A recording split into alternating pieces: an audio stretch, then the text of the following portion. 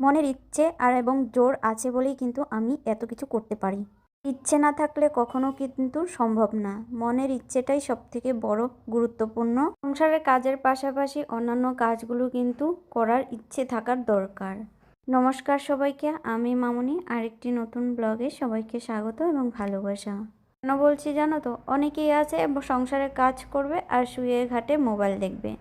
আমি সেটা না করে কি বলো তো, সংসার সামলানোর পাশাপাশি এই ভিডিওর কাজগুলো কিন্তু করে থাকি। টুকিটাকি করে আমার যে দৈনন্দিন জীবনের যে যাবতীয় কাজ থাকে সেগুলো তোমাদের সাথে টুকিটাকি করে শেয়ার করি। আর এগুলো করতে ভীষণ আমার ভালোও লাগে, তাই তোমাদের সাথে শেয়ার করি। আর তোমরাও কমেন্টে জানিও আমার ভিডিওগুলো দেখতে তোমাদের কেমন লাগে।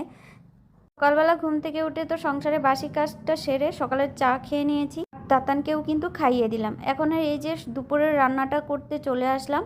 আর বেডরুমের যে কাজগুলো আছে সেগুলো কিন্তু আমি গুছিয়ে করে আসলাম। এখন রান্নাঘরে বসে কালকে যে বাজার আনা হয়েছে সেগুলো কিন্তু গুছানো হয়নি, তো ভাত বসিয়ে এগুলো গুছিয়ে নিচ্ছি আর এদিকে রান্নার জন্য সবজি কেটে নিচ্ছি। আবারও দেখা হচ্ছে পরের ভিডিও।